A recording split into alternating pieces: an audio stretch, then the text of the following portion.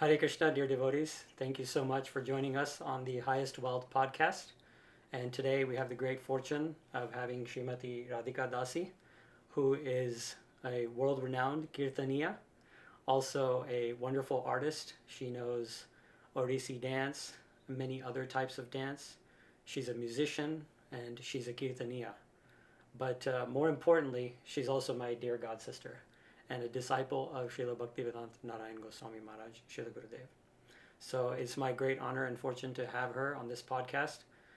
In the past 2 weeks, she's actually been staying with my wife and I and gracing us with her presence, not only in the mutt, but also at our home. And it's my great honor to have her on this podcast. So welcome, Radhika Didi. Thank you so much for coming. Thank you. This is my first podcast. Wonderful. So I'm happy I get to be on a podcast with my family. Oh, thank you so much, Didi. It makes the nerves less. Yeah, I can understand that. But we'll be very comfortable and it'll be easy. So feel comfortable, and we're just going to talk about topics that we actually love in our heart, right? Okay.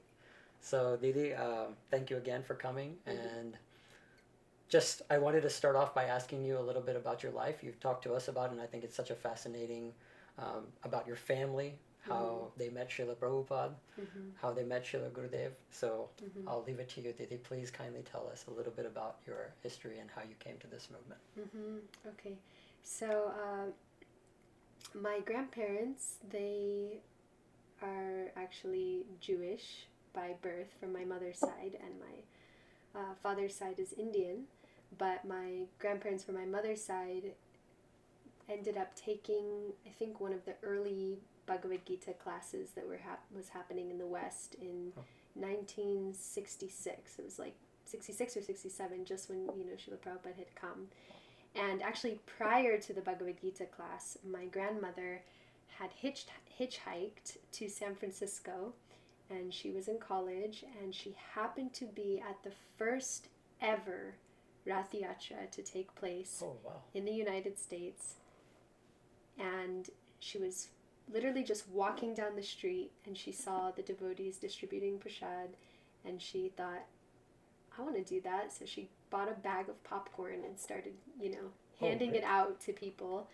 And there she was, face to face with Lord Jagannath for the first time ever, for Lord Jagannath to ever be, on Western soil in the United States. I believe Śrīla Prabhupada was there. So she kind of got her first injection of Sukriti there. And then later on, and she came from, they both came from very well-off Jewish family, typical American family, you could say. They went to summer camp. They, had a very nice all-American lifestyle. So it was unexpected for her to be attracted to, she wasn't coming necessarily from that like hippie scene as much as some of the others that were in, Golden Gate Park at that time. But it was definitely like a very unique experience for her to have. And then so in 1966 or 67, she must have been quite young. She was quite young. It was they met Śrīla Prabhupada quite early on in the movement. So she went back, and her and my grandfather were boyfriend and girlfriend at the time, and they ended up taking a Bhagavad Gita class. My grandpa was in medical school, and Śrīla Prabhupada came to their university to give like a guest lecture.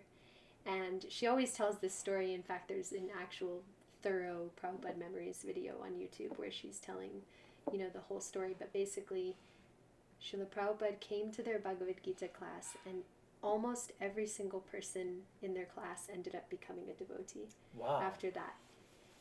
And so she went through the Gita class, and then after the Gita class was finished, it's like they didn't know how to go back to life as they knew it. They didn't know how to forget what they had learned, because the knowledge that they had received was so life-changing that they went to their professor and they said, what do we do now? And he said, well, our spiritual master is in New Vrindavan, West Virginia. Oh, so this was arranged by a professor at the university? Well, but the professor was a devotee. Oh, wonderful, okay. I think his name was, I believe it, I have to double check. But anyways, I thought it was Rupanuga, but anyways, they ended up, basically, so they were like, what do we do next? And he said, go to West Virginia. First of all, stop living together because that's illegal. Meanwhile, they've been together already, but he's like, that's illegal. Stop living together, get married, follow the 4 regulative principles, take initiation, chant Hare Krishna, and that's your next step. You know, it was very simple in those days. It was, devotees were being made overnight. Right. So they went to West Virginia. They got initiated and married in a barn in the same ceremony by Śrīla Prabhupāda. Wow, so he married them also. Yeah, I mean, I'm not sure if he conducted the actual, portion. but it was all the same. Fire sacrifice. It was all the same day and the same timing. So, and then almost immediately after that, they were ordered to start the Detroit temple. So they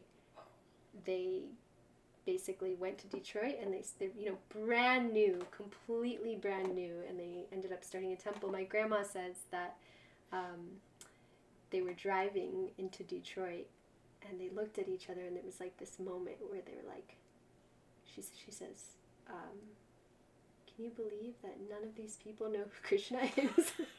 And then it was kind of, I mean, you can imagine the shock of my great-grandparents when my grandfather dropped out of medical school and, didn't complete his education. It was very, very painful for them, actually, very difficult, because, they... coming from a nice family, I guess a wealthy family. Yeah, they just could... day just... Yeah, it was really overnight, and it had to be. Like, it was Krishna's plan for everything to happen so quickly, and so, like, they just took initiation and took responsibility immediately, and they were very pivotal in those early days. They did a lot of service for Śrīla Prabhupāda and had a lot of association, and later on they went to France. My grandfather was there in New Mayapur performing his seva, and my grandparents had my mom, so she also grew up in Gurukul and grew up kind of getting to see Śrīla Prabhupāda, getting his association. He named her at her birth, and wow. And so in that way. So did they grow up in France after that? Did your mother grow up in France? My mom was in France, yeah, for many, I would say the first, like 10 years of her life, or something like that. And there's a very famous picture I think you showed me of your grandmother and Śrīla Prabhupāda in the field, and yeah. So I'll definitely add that to the podcast here for the viewers. So they pretty much like in one day they've sort of met Prabhupada. They're very quickly West Virginia initiated, go to Detroit Temple, and now in France. It's sort of like a whirlwind at this point. Mm-hmm. And they've sort of given up their entire material life. And this is funny, this is coming from your Jewish side, not your father who is Indian. So it's sort of interesting how that's working out. Yeah. And so your mother then grew up in France, and then what happened? And actually it's very interesting. So my grandfather... He was a sannyasi for some time, and then my mother kind of grew up,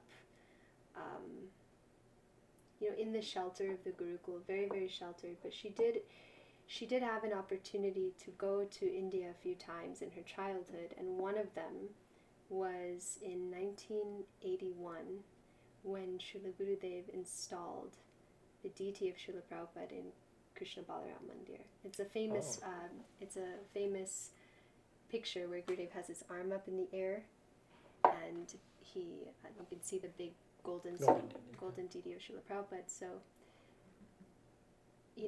my mother had grown up kind of seeing all the ISKCON gurus like family, like her uncles almost, and this was the first time that she saw Gurudev, and she could just tell that from the first moment that she saw him, even though she was very young, she could tell that there was something so different about the way that he was speaking and the way that he was dressed and the way and his energy and his vibration.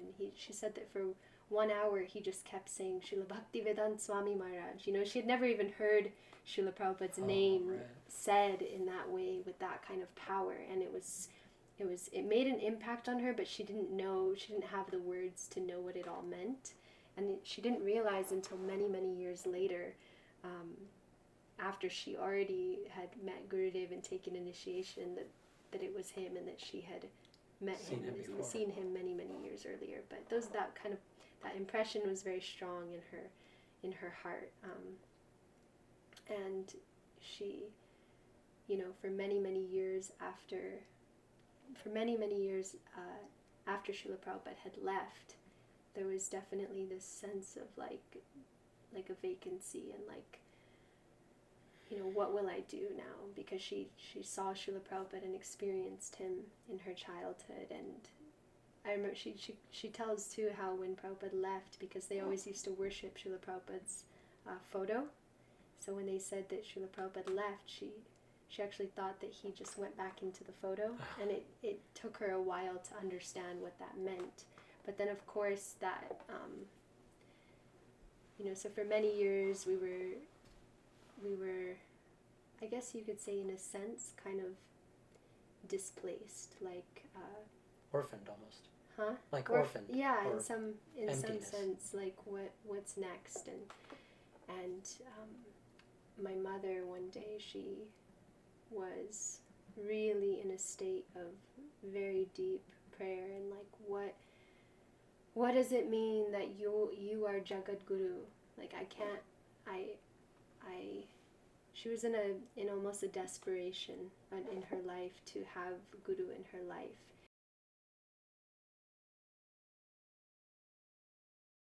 So from my childhood, like we stayed in Vrindavan for some time, and you know, I went to ISKCON Gurukul in my childhood for some years. But there came a point in my mother's life, you know, she hadn't accepted initiation from anyone, and she had no plan of ever accepting initiation from anyone, but she still had this very deep, almost like desperation in her heart to have that guidance and that presence that she felt with Śrīla Prabhupada in her childhood. And so there was actually one particular time where she was like, you know, on her knees and from the core of her heart praying like, Śrīla Prabhupada, send me someone who's like you, send me someone who's like you. And literally within 1 week, Śrīla Gurudeva came to Los Angeles, and wow. It was so, she had never prayed so hard in her life like she did in that 1 week. And 1 week later, Gurudev came to Los Angeles, and someone, dear friend of hers, said, you know, he's a very elderly sadhu, you should come and see him, you should come and at least meet him and pay respects. So she went and she met Gurudev, and when she walked in the room... This was in the mid-90s, I guess. This was...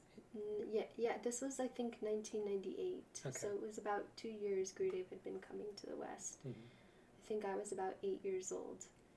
And she went and saw Gurudev, and when she walked in the room, he looked at her immediately and he said, "Oh, you have come." Almost as if he was just expecting that, you know, that she was going to come. And she went up to him and she gave him like a bouquet of flowers. And he took the flowers and he said, "Oh, but what I want is to offer your heart like a beautiful flower to the lotus feet of Radha and Krishna." And those were the first, it was like she had never heard anything like that in her life. She didn't know what to say or what to think. She'd never heard anything like that in all her years. Like, what more of a beautiful vision that is, to hear that, to even just to visualize your heart. You know, Gurudev used to say that a lot whenever people would come for initiation. He said, you should bring one plate and keep your heart there on a beautiful plate, and I will take that heart and I'll offer in the lotus feet of my Gurudev, and he will offer to, you know, going up through the parampara, to the lotus feet of Radha and Krishna. So Gurudev would create this whole reality where there wasn't so many obstacles to get there. He made that whole world a very real possibility for everyone, and so it was very personal and very inviting and very it wasn't like, I think there's a lot of fear for Gurukulis in general, like who have grown up in that kind of strict Gurukul environment where a lot of the activity was based on fear and based on very fear and punishment and really intense like Vaidhi Bhakti and just having to go to Mangalarti every day, having to chant your rounds as a punishment, even like rounds being used as like a punishment rather than and with Gurudev it was just he brought everyone into the world of Rag Bhakti in a very natural way, and so it didn't, because everybody has to start somewhere, right? Everyone has to start somewhere, and so he literally was like, okay, hold my hand, take one step, take another step, and very like that. This is literally the meaning of anuga, to follow, and then rag anuga, to follow the ragatmik jan. This is the whole essence of Śrīla Rupa Gosvāmī's teachings, and so he introduced us to that whole world of like Śrīla Prabhupāda's heart, and it was extremely the most natural thing to completely fall in love with Gurudev in like a single moment. It happened over and over and over again. We hear how so many people came as spies and so many people Right. came to like to check it out, and then they would just completely they never left because interacting with Gurudev was like the closest thing to like interacting with a real family member of Krishna. Okay, if Krishna interacts, then this is how, if Krishna were to walk, this is how he would walk. If Krishna were to speak, it would be sweet like this. If Krishna were to dance, he would dance like this. If Krishna were to it sounds too good to be true, but that's exactly what it was. It was just too good to be true. Like Gurudev was really too nobody could understand what had happened. And I know you were with Gurudev in your childhood, so I'm sure you have that whole world of experience as well, where it's just like, the world outside Gurudev disappears completely. Yeah, absolutely. So you're with your mother at this time. She's now come into contact with Śrīla Gurudev. You're an 8-year-old kid at this point. What does it feel like for you? Like what's happening? You're just kind of going with it, or how does it feel as you're growing up and things are changing? You went from India now into LA, so I also felt from my childhood like Śrīla Prabhupada so tangibly in my life, so tangibly. Like still sometimes I don't understand that I haven't physically met him in this life, because his presence has just been there, every day of my life, filled with Śrīla Prabhupada. And so when Gurudev came into my life, it was just a total instant like naturally flowing, and it was just completely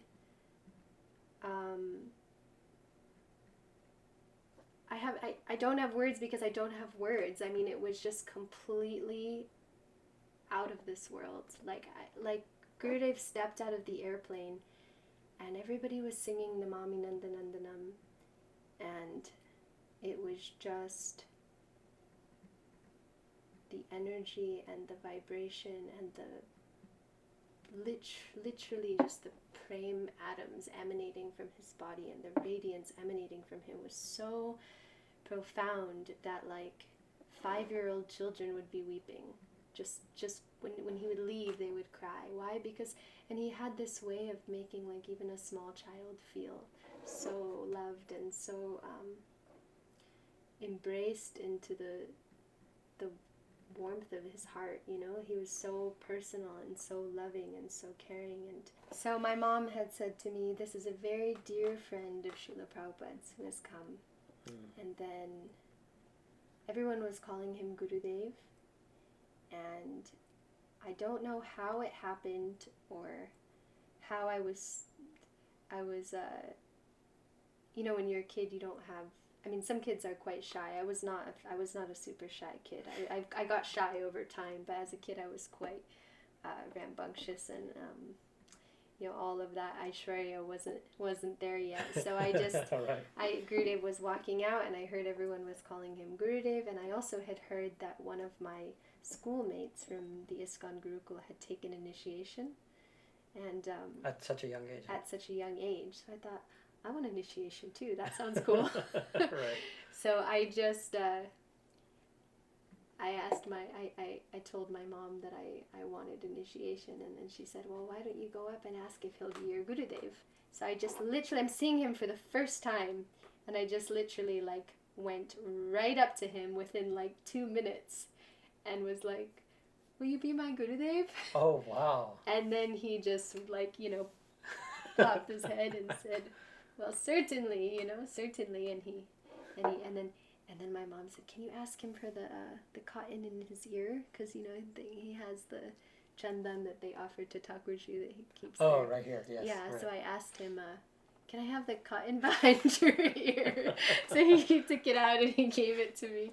So those were, and then after that, it was just, the rest was history, you know, everything was so, everything after that became like, there was life. It became like, was there life before Gurudev?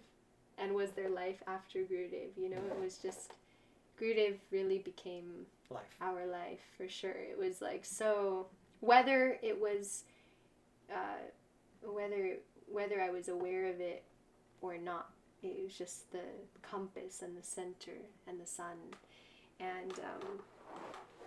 And then, you know, after that, we followed him up to Badger. And during this tour. Okay. Actually, in Los Angeles, he ended up coming to our house. Oh, wow, okay. So we actually like had him, he spoke Harikatha in this house where we were staying at. And then after that, we went up to Badger. Which is just a few hours away. Which is just a few hours away. And from the moment that I was around Gurudev, the first thing that I noticed was that I had never heard anybody say my name, as in Radhika, with so much love and affection. Oh. Because, first of all, I had never heard Radhika. I'd always heard Radha. But I had never heard the way Gurudev said, Srimati Radhika. And it was like, when he would say Srimati Radhika, it was like he was just talking about his friend, who he knows. One person away. The person who we know knows her. It was like that. So he would say her name in such a beautiful way. And because my name is Rādhikā Dāsī, you know, naturally my ears would, oh, Radhika, Radhika. So very, very quickly that samskar of the importance of Radharani and Gurudev's emphasis on Radharani and on, you know, Mahaprabhu's deep message, the innermost purpose for Mahaprabhu's appearance, and how that is what Śrīla Prabhupāda came to give, that Gauravani Pracharine, that topmost loving servitude to Sri Radharani. That was like prominent from the first class that I heard of Gurudev. And one thing I really noticed was that Gurudev spoke in such a simple way that even a small child could understand. The things that he spoke back then were very easily, you could very easily digest them. Yet the way I would describe it is that each sentence is like one of those zip files. So it's like a zip file, so everything is condensed inside. But then when you open it up, then there's files and files. You know, like those boxes, that there's a box inside and a box inside and a box inside and a box inside. Right. So that the most neophyte person and like the topmost Rasika could get something out of Gurudev's speech according to their adhikar and feel completely like from wherever they are that was opening a deeper door within them.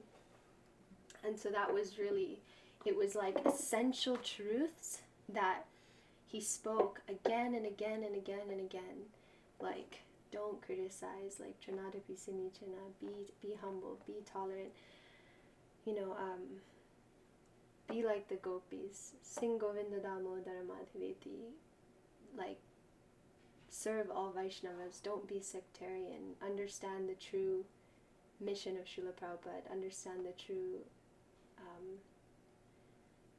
reason that he came. And so everything that he spoke was just like, it could be, he gave it to us like you know, like little pomegranate seeds, but it was like he like really like spoon fed, you know, like spoon fed, and gave it in such a way that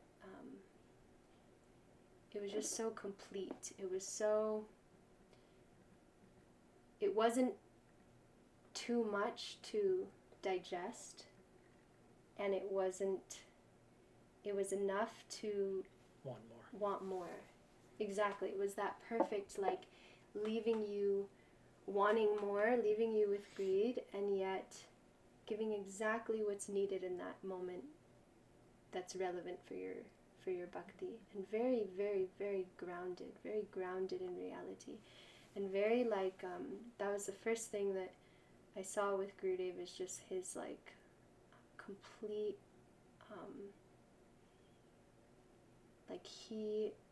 what's special about Gurudev is that Gurudev comes with Śrīla Prabhupāda. Like wherever he was, it was like Gurudev and Śrīla Prabhupāda together there. So that was also what was so special about Gurudev, is that he, coming in contact with Gurudev was like coming in contact with all these other Rasik acharyas that we had never heard of before. Like coming in contact with Gurudev was coming in contact with Śrīla Sridhar Maharaj, with Śrīla Bhakti Pramod Puri Maharaj, with all the family of Bhaktisiddhanta Saraswati Thakur, and he made everyone, whether they were coming from, you know, Chaitanya Gaudiya Mat or Gopinath Gaudiya Mat or whatever mats they were coming from, he never made any distinguishment between, you know, his own disciples and those who were taking shiksha from him, and he was just the glue that was like holding the Bhaktivedānta and the especially the Bhaktivedānta flowing through both the rivers of Param Gurudev and Śrīla Prabhupāda in such a beautiful way. The way that he synthesized and brought everyone together was so beautiful. Wow, so your family almost got swept away by Śrīla Gurudev, and you're now in Badger. Mm-hmm. Did you guys end up staying in Badger for some time, or so you're in California at this point? Mm-hmm. What happened as you're growing up, and how did your life get totally transformed? Yeah, so then after Badger, we had about another 10 years with Gurudev, 11 years with Gurudev after that,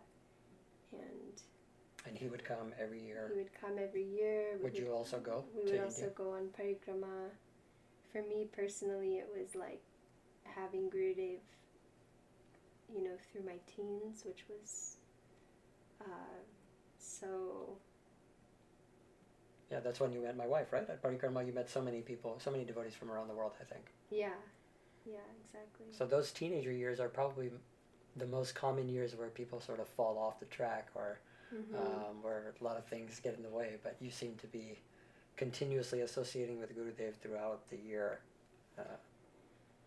Yeah, it was really like life just revolved around getting to see Gurudev once or twice a year. Like the whole year was just basically waiting to see Gurudev. Right. And then when Gurudev would come, it was like, oh, this is like the moment I've been waiting for 6 months, you know. Right. So life was just passing time to see Gurudev. Like. And during this time, you're also learning to sing kirtans or dance. Can you talk a little bit about the sort of interest in the arts? Yeah, so I liked to sing in my childhood. My mom used to sing for Gurudev sometimes. When she first came, Gurudev would often ask her to sing Jai Radha. So at one festival in Canada, Salt Spring Island, he was getting in his car and he put the window down and he like called me with his finger and he said, "Sing Jai Radha Madhav." I was just a little girl, maybe like 10 years old. So I sang that for him. And then he said, "You should sing." Like he just ordered me, "You should sing." And then after that, I really developed more interest. And of course, with Gurudev came all his phenomenal kirtaniyas. So many of them, you know, Krishnadas Prabhu and especially Krishnadas Prabhu. Yeah, really. Krishnadas Prabhu was there on all those legend, tours, and he was such a legend, and the way that he would just know exactly what Gurudev wanted to hear, and he could make every single person in the room dance and just lose it. And so, you know, he's literally the person that made me I lost it during his kirtan. I've never felt that really. Yeah, exactly. So Gurudev came with his incredible kirtaniyas that, you know, were not only singing Mahamantra Kirtan, but also introduced us to this world of all of the acharyas, bhajans, which were so deep and beautiful, so many, such an abundance of beautiful kirtans. Yeah, frankly speaking, we never heard any of that growing up except for when we came into contact with Gurudev. Literally never heard anything except for Mahamantra throughout our life. Yeah, exactly. Yeah. Exactly. So Gurudev, he introduced us to this incredible Gaudiya Gita Guch, and brought that, not only those kirtaniyas, but also the feeling of Vrindavan and the feeling of being in Vrindavan wherever he went through those kirtaniyas. So, you know, me and some of my friends used to just constantly try to listen and try to learn the melodies. And I remember going up to Krishnadas Prabhu many times and saying, "Can you teach me this? Can you sing this?" And trying to pick up the melodies. And then, of course, going on the parikramas with Gurudev and being exposed to the whole Braj aspect of Kirtan. Gurudev, more than anybody, embraced the Braj culture in a very beautiful way and kind of merged those, the world of the Gaudiyas and the Brajavasis together. Right. And, you know, he was so intimate with the Brajavasis, he would go to their homes and celebrate their Thakurji's birthdays and give presents to their Thakurji and interact in a very intimate way with the Brajavasis. So he brought that mood, and really, I would say, Gurudev's kirtaniyas inspired me a lot to learn and to study, and then Gurudev would often ask me to sing, and that was pretty terrifying. Right. Yeah. Okay, so at this point, I guess you must be around 18 years old or so, and you're about to start your university or college, is that correct? Yeah, it's very interesting. So I was at this, crossroads where in 2010, I really just wanted to try to follow Gurudev as much as possible wherever he went, especially because when he came to New Braj and he said that this was going to be his last time coming to the West, and, you know, I didn't know how much time we had left with Gurudev. I really wanted to follow him. And I did end up going to India that year and being with him throughout those months. But something very interesting that he said to me, actually a few things he said to me in regard to school, which was very interesting. The first is, one time he called for me when I was in Vrindavan, and he said, you have to finish your school. You must go back to school. And I said, why? I think I quoted something like, oh, but Ramananda Roy says to Mahaprabhu that the greatest education is bhakti, and so what is the need? And then he said, so that you will never depend on any man. And he said, you should be very strong and very independent. I want all my daughters to be very strong.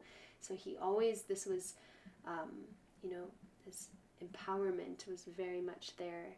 And then later, just, a year or so before I started at UC Berkeley, You went to Berkeley, huh? Yeah, I went to UC Berkeley. Wow, that's like a fantastic university. Yeah, it was a... What did you study there? I studied international development with an emphasis on the preservation of India, and especially the preservation of Indian rivers like Ganga, Yamuna, etc. That's interesting. Yeah, it was quite a journey. So, but I just want to say this instruction that Gurudev gave me regarding education. He said, first finish university, go to university, and after university, you will come to my university. Oh, wow. And my life was exactly like that. Everything played out exactly as he said it would.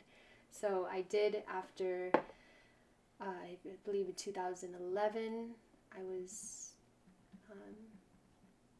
20 when I started, 19 or 20 when I started college, and was there in Berkeley for a few years. So you finished your degree? I finished my degree. Wow, okay. I did go through a lot of, at that time when I was in university, I felt like I had, Gurudev had just left this world, and I felt like I was, that was the epitome of my, I guess you could say, crisis of faith, or trying to understand and make sense of the world outside of that umbrella and that protection. And it was very, the atheism that is just like prevalent in every single class. Right. It was actually it was quite shocking. I didn't know exactly how university would be, but it was very I realized while I was there, I was like, okay, and there was so much good and so much learning as well being in university. But what I realized is that it was discussing problem after problem after problem after problem with no real solution, no real way out. I was like, okay, well, if you solve this problem, then underneath there's this problem, and underneath there's this problem, and no matter how much you try to solve the problems of this world, there's never any solution, because the real problem is the desire for sense gratification. That's the real problem, is that everyone is trying to enjoy, and that's actually at the root of all of the suffering on this planet, is that wanting to lord over and wanting to enjoy.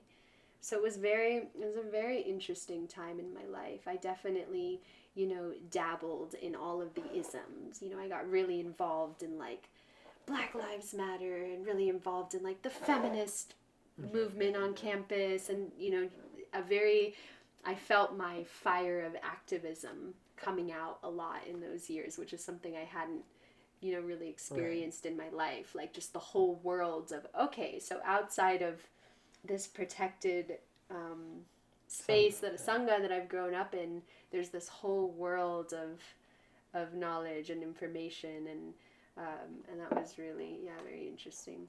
So you're completing this degree at one of the best universities. Obviously you must have some dreams of a career, but then what happens? You're not, you just sort of give that up, and what happens next? Well, Like, how do you give up that? Because so many of us get sort of caught into the university part, and then we're so focused on our careers. I mean, I can speak for myself. And then to sort of say, wait, I'm not really wanting to move in that direction. I want to move in this spiritual or artist direction. How did that happen? That must have been a very big decision. Well, actually, what happened is that just as I was about to graduate, I believe it was 2014, I was just graduating, and even after completing all my education, I mean, first of all, a bachelor's degree is kind of like the entrance into a particular field, but it's not it's not the end. You have to continue. So I was at a crossroads of, okay, do I dive deeper into this? Do I dabble deeper into this world, or do I now join Gurudev's university like he said that I would? So right at that moment when I was like just like literally like just graduating, and pretty much the next day I was invited by Sripad Premananda Prabhu to come to Navadvip and help with Gurudev's Samadhi. And it was instant. It was an instant kind of like, you know, the project had just entered into the hands of Prabhuji. All the devotees were going to Navadvip, and there was a call for seva. And, you know, it was kind of like, yeah, it was Gurudev's door that just opened up, and I just went for it. I flew to Navadvip pretty much like 5 days after I graduated. It was perfect timing because, you know, if I was in school, I might not have been able to be there. Said no or whatever. And I went on a one-way ticket, and I didn't know what to expect. And of course, my family is like, "What are you doing?" There she goes again. Like, you know, we just did all this. We just did all of this. We just like paid for her to, you know, have this apartment and study, and, you know, what are you doing? But I'm so grateful that I had that education, because it really. I might have, if I hadn't had that, I might have felt that I was missing something, or that but then when I went through it, I really saw that, like, that quench, that thirst for knowledge could really only be quenched by matters of the spirit and of the soul. So I was not, it took a while for me to get past, some of the isms, and especially, you know, a big one that I've grappled with, that I've struggled with throughout my life, has been, you know, just being a girl in Bhakti and what that is. That's been a lot of having to overcome, and having to just feeling like limited in my capacity of what I can offer. Not necessarily with Gurudev, because Gurudev, you know, he was so liberating and so empowering to women, but there are many layers of inequality externally within our movement that I've had to work through, and ultimately realize that it's not that important. That's, so you're saying, you know, because you were involved in feminism, sort of women's rights, I guess, and then coming to excuse me for saying this, I'm just trying to repeat, but maybe like a culture of where male domination. I mean, it would, especially when it comes to like externally, for sure, and definitely if we're doing like maybe particular sevas or particular things, then there's sort of this emphasis that males can do it, or, you know, females are whatnot. Right, yeah, so, exactly. So how would you say that, I mean, obviously I'm a male, so it's hard for me to relate, but I'm trying to understand, is that, one is you said you're kind of over it because it's not important, but that transition from that happening is probably not just happening to you, it's happening to many women within the movement, right? I had to reconcile how it is that I've been hearing my entire life that you're not this body, you're not this body, you're not this body, but every time I come into a community of devotees, I'm constantly reminded how much I am this body.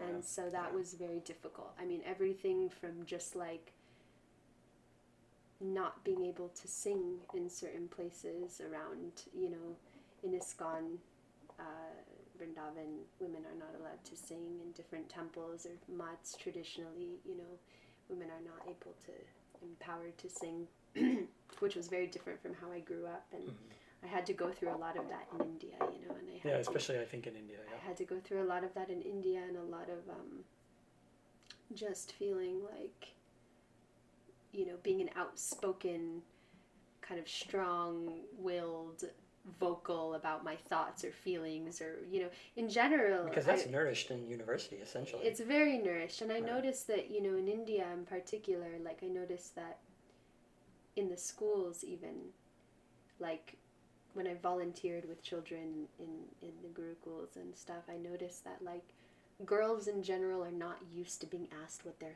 thoughts or feelings are. Right. There's not much of that, like, oh, what are your thoughts and feelings? It's kind of, there's a lot of that patronizing kind of, Yeah. And so for a long time, I've dealt with a lot of anger. Like, I feel like anger has been something that's come up a lot for me, of feeling like, how do I, and because so much of the nature of bhakti is very feminine, and it's all about surrender, and it's all about humility and all of these feminine qualities, and then all of this these feelings of like, how do I feel, and how do I grow into an empowered woman? How do I grow into like a strong person of spirit, and what is my value in society? What is my value in the world? And like, is my value in essentially being valueless, or in being subservient, just kind of like shrinking? Like, do I have to shrink in order to become, and a lot of it was kind of coming back to a deeper sense of building a deeper sense of identity that is rooted in the core of what Gurudev was trying to give. Like when Gurudev, for example, or Vaishnavas, or those that are situated in the transcendental reality see us, they really don't see the body. And they really see like, oh, who are you? You're a servant of Radha and Krishna. Who are you? You're the dear darling daughter and son of so-and-so. So going back to those core principles, and realizing that like a lot of the things that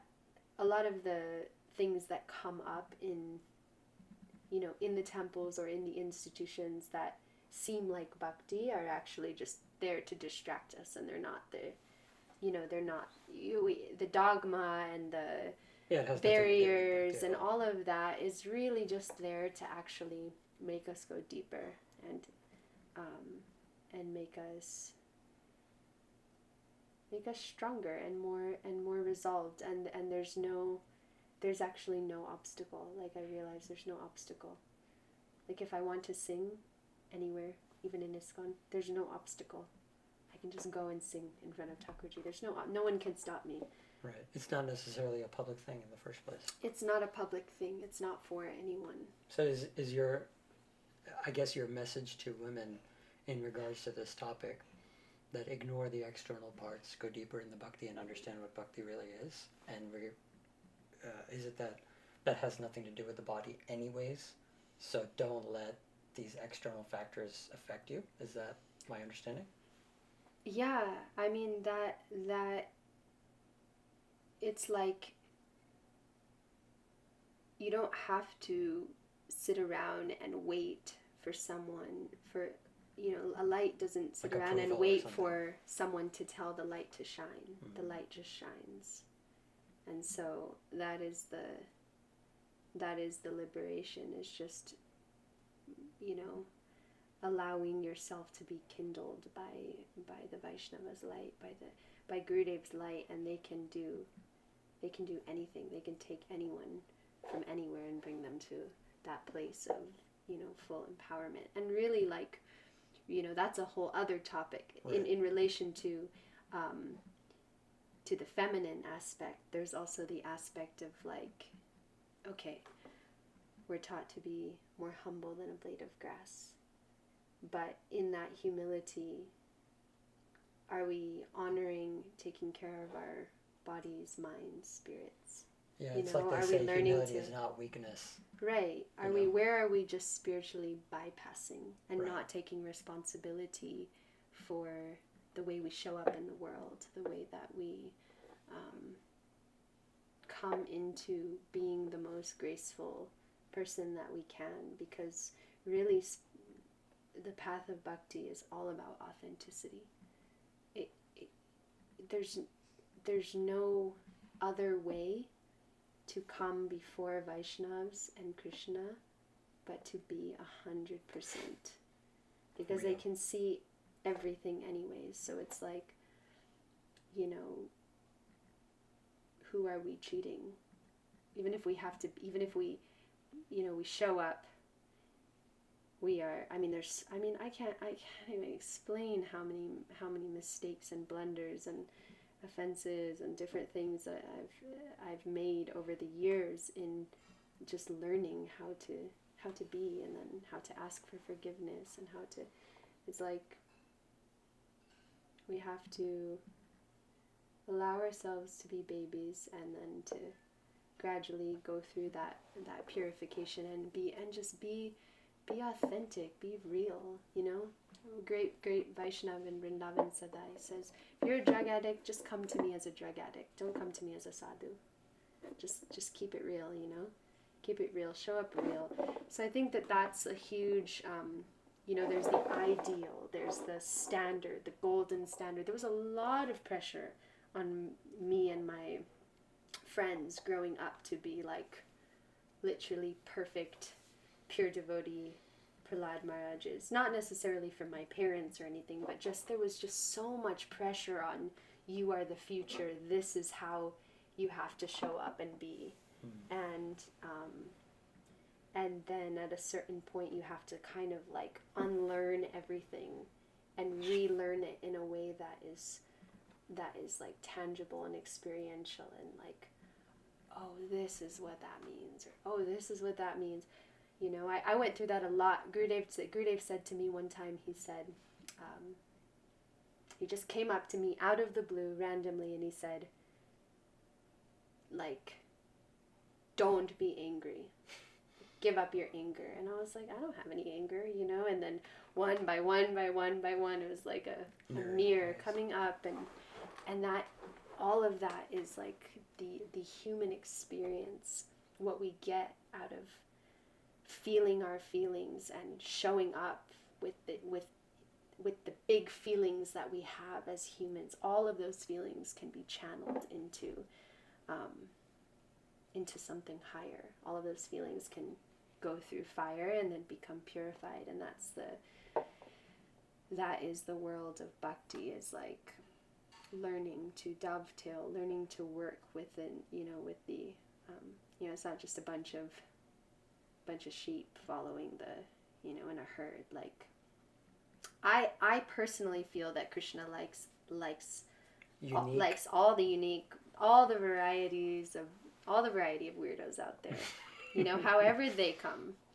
Sometimes it's it's not a cookie cutter thing. Sometimes you see really strange situations where you're like, what? Why were Vaishnavas merciful to him? Of all people, why did Vaishnavas give? Because bhakti is causeless.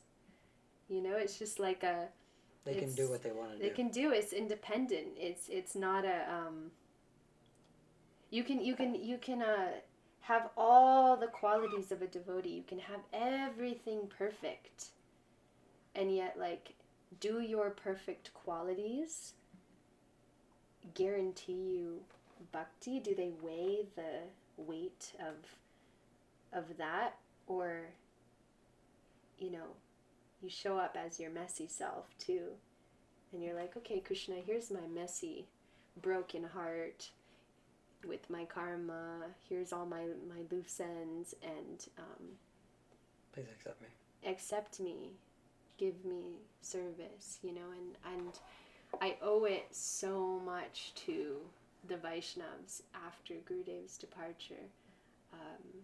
Really, like Sripad Premananda Prabhu, Shamarani Didi, the Vaishnavas, his limbs, that were just, you know, the greatest friends, greatest well-wishers.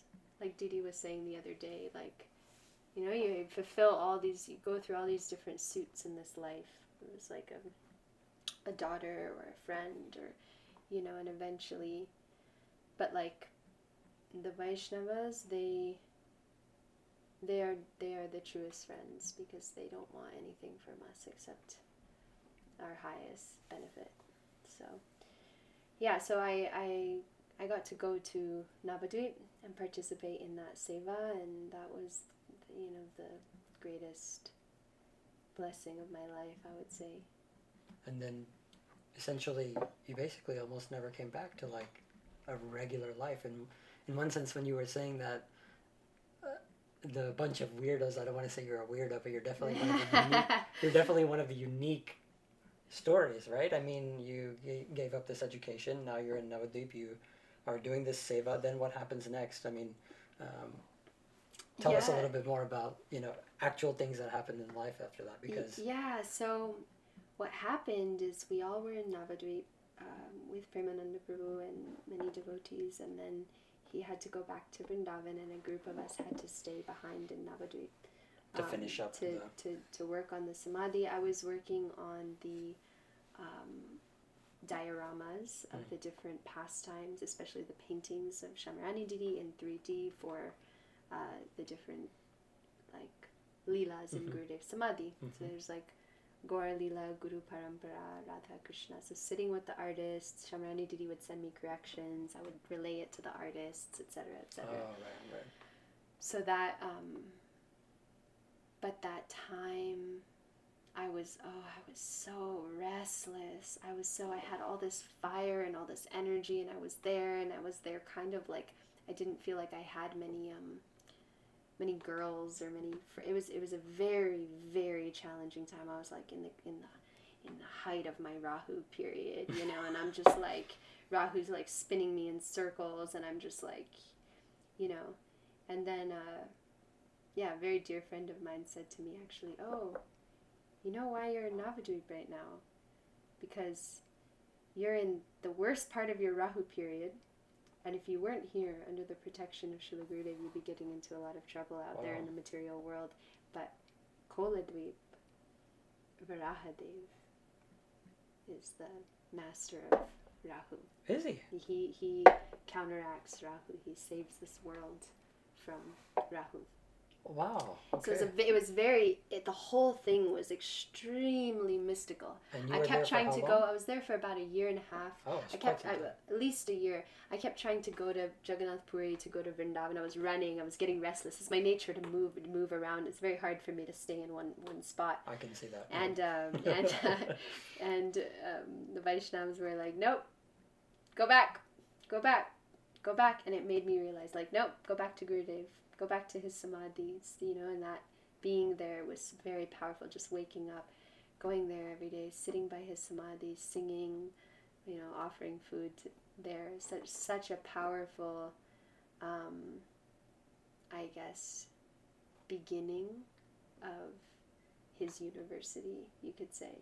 So while I was there in Navadvip, I started to get really into the Bengali kirtans, and I had a teacher that lived about in a little village called Damua, which was about, I guess, a total of like a 5-hour train ride from Navadvip. Somehow I got in touch with this teacher, and this teacher became like a father to me, and he kind of like, I don't know, his family kind of like adopted me in a sense, and he was, you know, one of these singers that could have been on a stage, and but he was choosing to give all of that to students. He was a very, very selfless teacher, and I had, you know, living very simply. Like when you think of those like Dhamvasis, how they're living, like they're living very, very simply in a beautiful village. And I remember that he gave me so much musically, and I was getting so much from his classes that So you would go there like on Fridays, I would sit on a local train with like gazillions of people to the point where, I mean, I couldn't even breathe. Yeah. It was just like the stench, it's a little unsafe stench and the heat and I was kind of fearless. Like I was just, you know. It's a 5-hour train ride on a local train? A 5-hour local train ride so Friday evening you're going there, and then you stay the weekend, I guess? Then I would literally sit with him for 1 hour on Saturdays 1 or 2 hours, because he had many students, and you know, sleep there in the room with his wife and daughter in like this tiny little mosquito net, the three of us on this tiny little straw mat, like all sleeping there, and just he would wake me up in the morning, Guruji, and he would get a coconut off the tree and cut it open, and treated me just like his daughter. And it was just such a I was like, oh, this is the education I've been wanting, you know.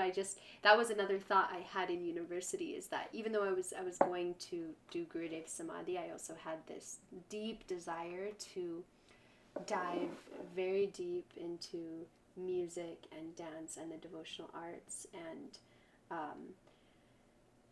with the feeling that, like, if it was the last day of my life, this is what I would want to be doing. Mm-hmm.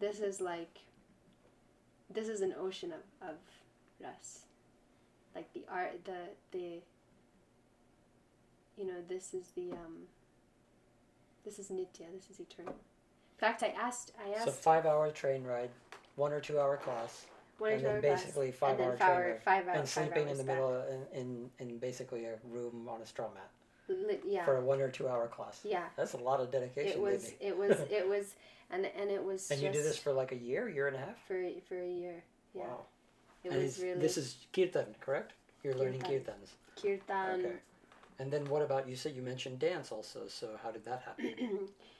Yeah, so I was studying Bengali kirtan, and I always had this very deep love for Odissi since my childhood. My mom had studied Odissi in my childhood, and she had gone to Odissi dance, and she'd gone to Orissa, and I had a teacher in America who's my mother's teacher. And so your mom also learned Odissi dance? Yes. Wow. Yes, as a sort of Western Jewish family. Mm-hmm, wow. Yeah. Okay. Yeah, so I just had this desire to experience learning Odissi in Orissa. So you went there. And of course you particularly, I mean, even till this day, I feel such a intense connection to Orissa, maybe from another life. When I heard the Odia language, I've never heard a language before that felt like liquid amrit on my soul. Like, the Odia language to me is the most beautiful language I've ever heard. I don't know. I don't know why I fell madly and completely in love with Orissa. And I actually wanted to go to Orissa while I was in Navadvip. And I was instructed to just wait and finish my service, and then after I could go there. So you did? So I did. I went there in 2000. In Bhubaneswar, Jagannath Puri? I went to Bhubaneswar in 2016. Okay. And I had this very romantic idea of what it would be like to, basically be like a Devadasi for Lord Jagannath. Like, in my mind, I had this kind of obsession since my childhood with the Devadasi, the idea of the Devadasis. Like, the Devadasis, the history, I'll tell you a little bit about that. The history is basically that until the, the 20s, 30s, there was this temple, this sacred tradition in Jagannath Temple of these girls that would marry Lord Jagannath in actual fire sacrifice ceremony. and they would perform seva with all the doors closed at the different times of the day, only for Lord Jagannath, and they were completely devoted to him. And particularly it was the singing of Gita Govind and dancing, and most of the songs and the dances, many of the songs and the dances were related to Radharani and the gopis, and Lord Jagannath going back to Vrindavan, and the Devadasis kind of having this role of being that assisting and beautiful seva. And then when the British came to India, they were like, what is this tradition? And they banned temple dance, and a group of 3 gurus got together and they studied the Natya Shastra, and they studied Abhinaya Darpan, and they studied the sculptures on the temple walls, and they excavated the art form and made it into a classical art form and kind of brought it back to life. But the entire dance is for Lord Jagannath. All the movements and the songs and the abhinayas, or the storytelling pieces, are often from Gita Govind. And there's also some history that Ramananda Roy, who is, none other than Vishaka Devi, used to teach the Devadasis abhinaya, or the art of storytelling. And so this tradition of temple dance has always been like a great dream of mine, and so I went for it.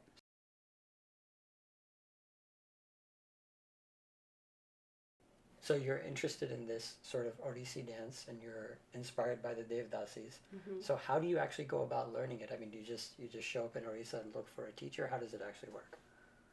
Yeah, so it's very interesting. I think my being drawn to Orissa, I had, the desire from my childhood, but it was also very symbolic that after being in Navadvip and working on Gurudev's Samadhi, then I was brought to Puri, and it was such a time of Gurudev left this world in Puri, and it was, being there was very, very powerful for me.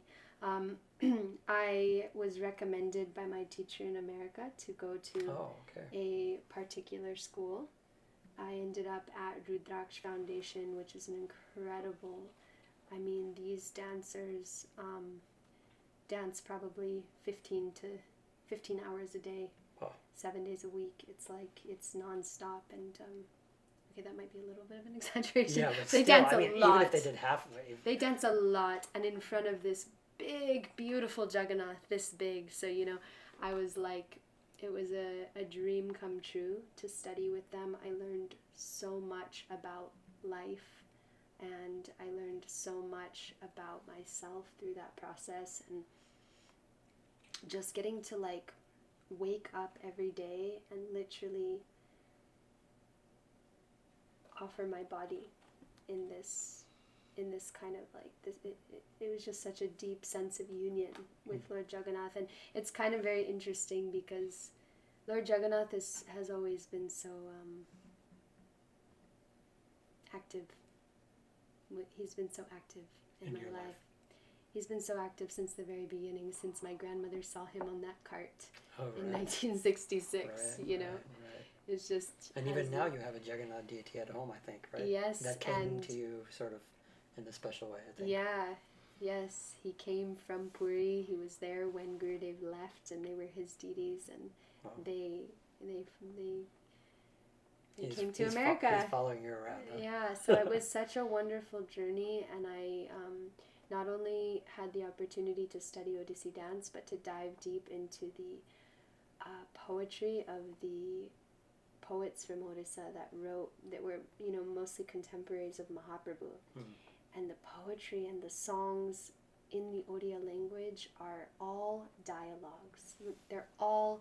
Lalita said to Vishaka, Srimati Radhika said to Krishna, Krishna said to her. They're all conversations, and it was just... I just started... It kind of opened this world of passion within me to archive and discover and try to collect. I would spend, crazy amounts of time just looking for like old archival recordings of rare songs and trying to like trying to learn Oriya, trying to grasp these songs, because it just opens a whole other dimension of ras. A whole flavor of ras is there. There's this whole section of song when Jagannath goes back to the mandir after Rath Yatra, and Lakshmi won't let him inside the temple, and she says, "I know where you've been." And he says, "What do you mean you know where I've been?" And she says, "I know you were, with those Brajagopis." And they're having this banter, and he says, "Thousands of you can't equal one of my Brajagopis." It's like this beautiful dialogue, and so that interest in bhakti poetry opened up for me. And then, the journey onwards into now where I'm at, which is... So how long did you spend in Odisha? I spent almost 5 years there. Oh, wow, okay. So 5 years you're learning poetry, dance, all the arts, essentially. And then... It was a very romantic time in my life. Okay.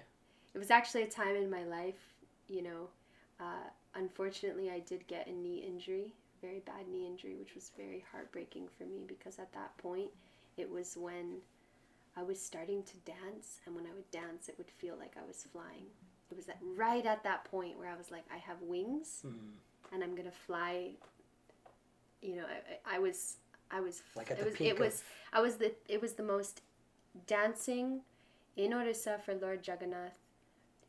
Apart, from meeting Gurudev, and apart from Gurudev and Vaishnavas, was the closest thing to ecstasy. It was just ecstatic. It was so ecstatic. Life was just absolutely ecstatic and blissful, and hard too, because I had to work so hard to be accepted in that community, and you're a foreigner. They didn't pay attention to me at first or take me seriously at all. I had to really, really, really, really prove myself and work very, very, very, very, very hard.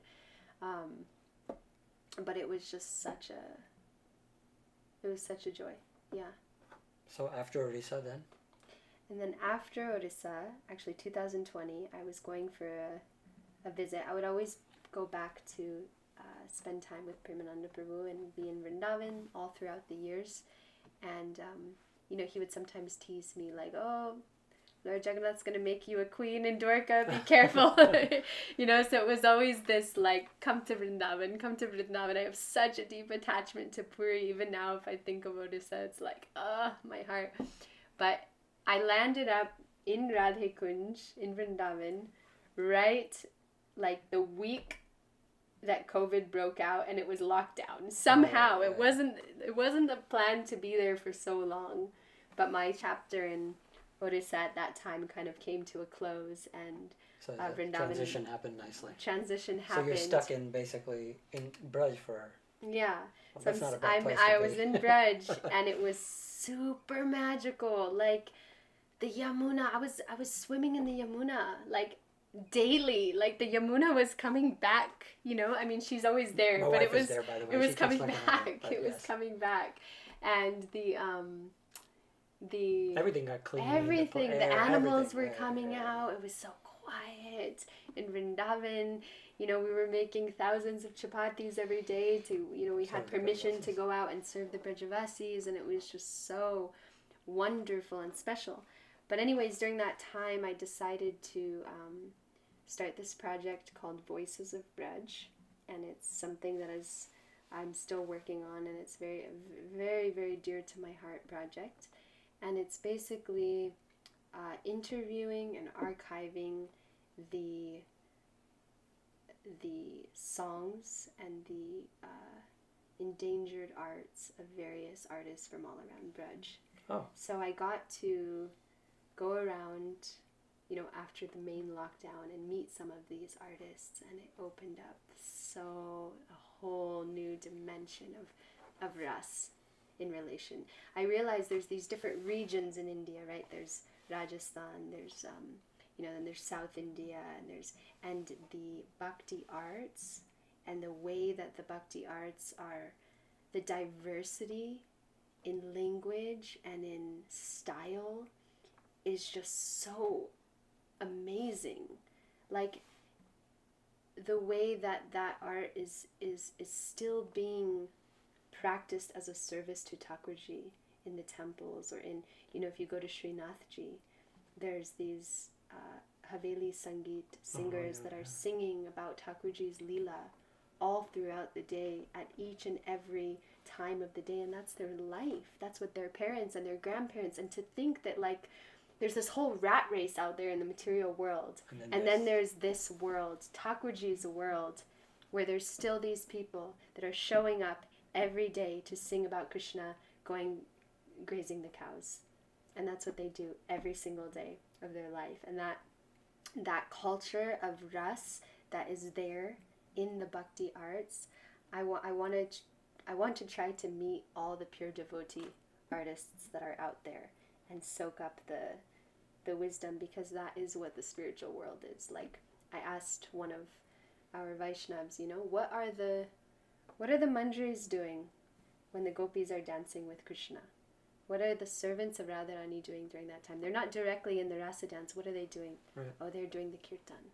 They're singing the kirtan. They're singing rag, ragini. They're playing the instrument. So this is actually our nitya seva. It's so important. In Pushti Marg, they say rag seva, bhog seva, and then shringar seva. Rag seva is first. Rag seva is the most important seva for Thakurji. And so I got to go around and meet these amazing Vaishnavas and start, this journey of diving deep into Braj Kirtan. And I met this incredible Vaishnav that has a siddhi that people from all around Vrindavan call him when their cows are dying or sick. And he can go and sing to the cows, and they are brought back to life by the sound of his voice. Wow. It's a literal siddhi. I said, what are you going to do after you leave? Because he's the last person that has the art form. He says no one can get this nowadays, because they have to sleep on the floor for 30 years, and they have to practice brahmacharya for this many years, and they have to do all of these things before they can attain this siddhi. So is that your next project, Vivi? My project is just to try to our generation, my generation, the generation of social media, the generation of Instagram and all of that. This is the generation where I feel like the ras is gonna go. Where is that ras? It's very important. The elders have the wisdom. And that generation is going quickly. That generation, even in terms of like, if you listen to the recordings from like, the 70s and the 80s and the masters, and you listen to the recordings now, it's just, it's not the same. It's not the same. And so, and there's not a, even in the dance, I noticed that a lot of the abhinaya or storytelling, it's just by the face. It's acting from the face. It's not, whereas when you see how Guru Kelucha and Mahapatra, the great gurus of that time, were when they dance, they're weeping. They're like having darshan of Thakurji while they're dancing. So that art that is infused with bhakti ras, that's what I'm really interested in trying to like understand and grasp a little bit in my life.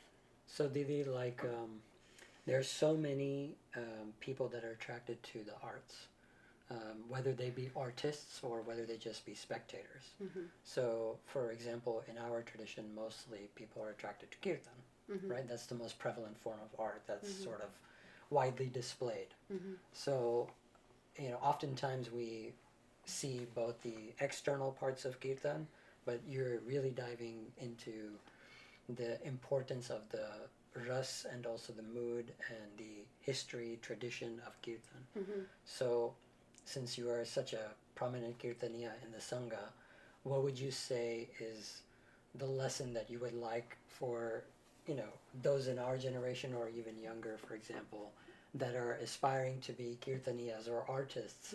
What is it that you say is the most important thing you've learned about kirtan or the arts when it comes to this? So one thing that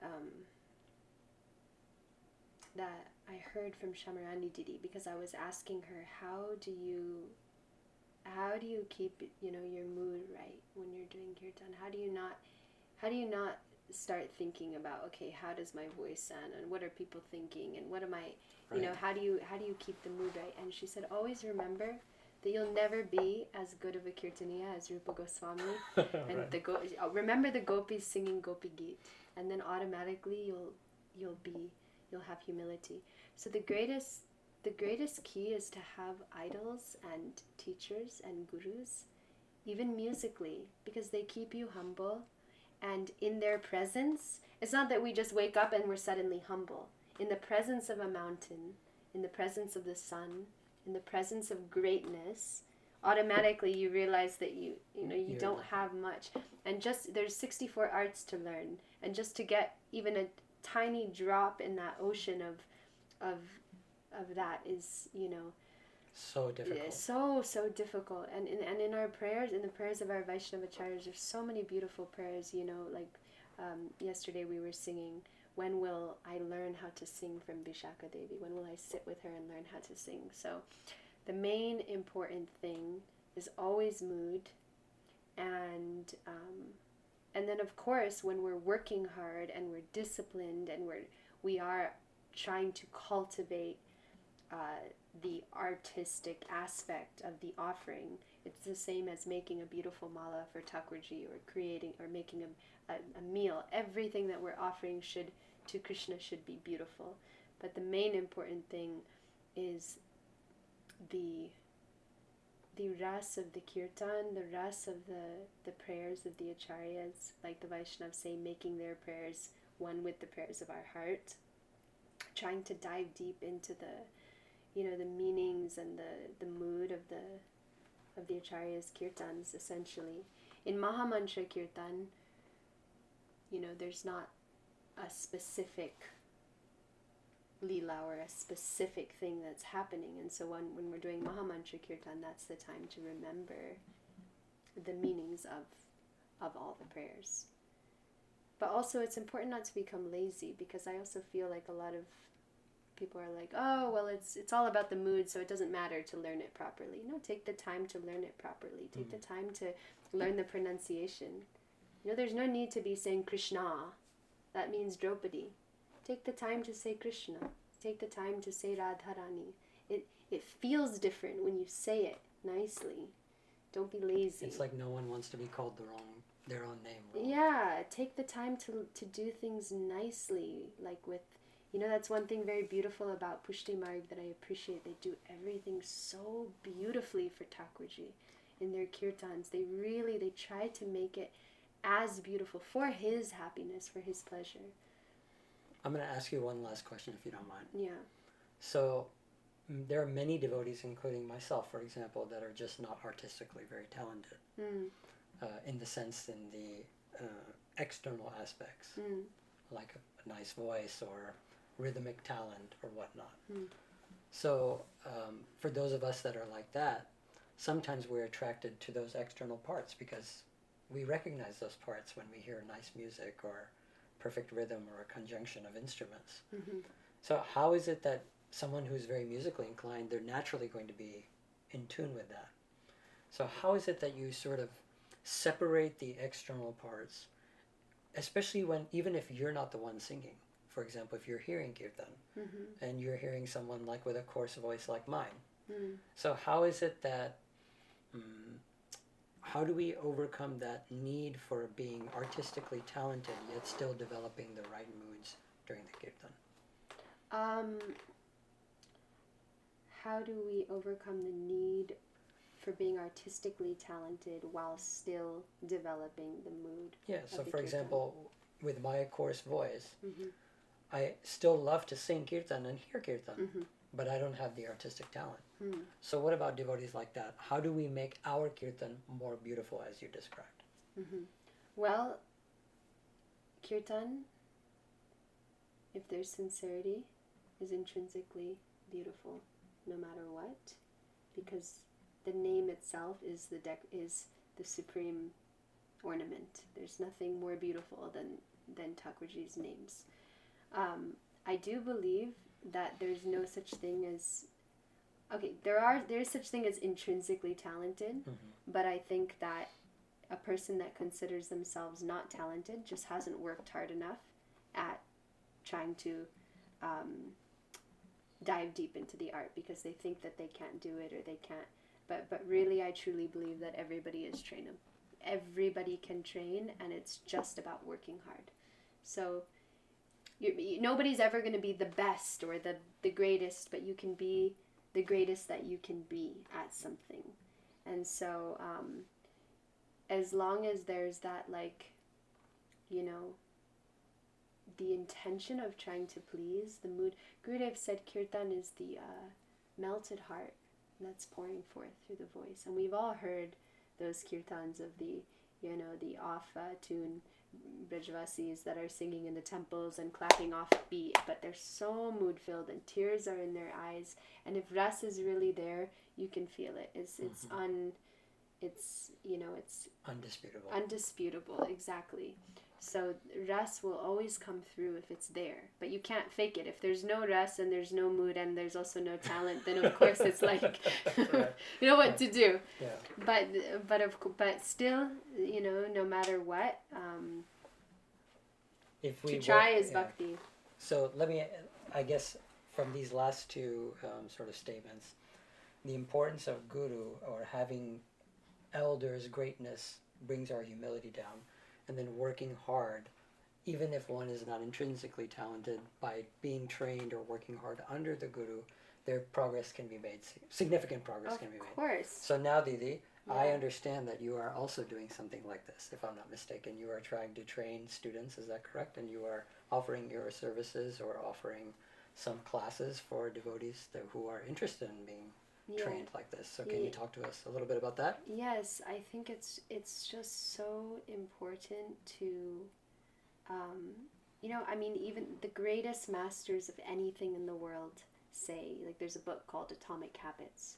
So 10 minutes of regular practice every single day amounts to more than 1 hour a week or, you know, etc. Right. So over time, I've seen it with my students, I've seen it in general, that a little bit over a long period of time of anything will lead to becoming better. And anybody, I really believe anybody can learn kirtan. And you're teaching both singing and instruments as well?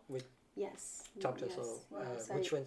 Harmonium? Teach harmonium, I teach kirtan, and especially I think a lot of the kirtan teaching that is happening these days is you know, quite like you know, basic melodies or basic Mahamantra melodies, and I really try to take people from the very basics through the Kram, like learning songs of our Vaishnavacharyas in Bengali and Sanskrit and in Hindi with the right pronunciation, you know, studying and diving deep into the moods of the songs and learning how to,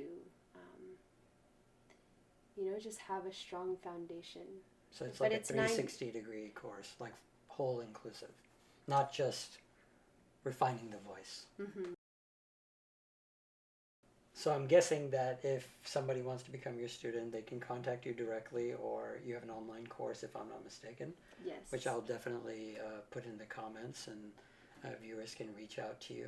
Yes, I'm going to be launching my school very soon. Oh, wonderful. So if anybody is interested in joining that, they can reach out to me. Great. Anything else you would like to say? I would be interested in interviewing you about your life. One day, Didi. But I'm very, very happy, Didi. Thank you so much for taking the time and telling us about your journey, both in Bhakti and in the Bhakti arts. And I think your story is extremely unique. And I can tell you the last few weeks that you've been with us, my wife and I, we are just so appreciative of your dedication, your love and affection towards Gurudev and his Sangha, and also your humble nature despite being so artistically talented. So thank you so much, Didi. And thank you for having me. Dear devotees, you can follow Rādhikā Dāsī on Instagram. I'll post her profile in the comments. and you can reach out to her there if you would like to.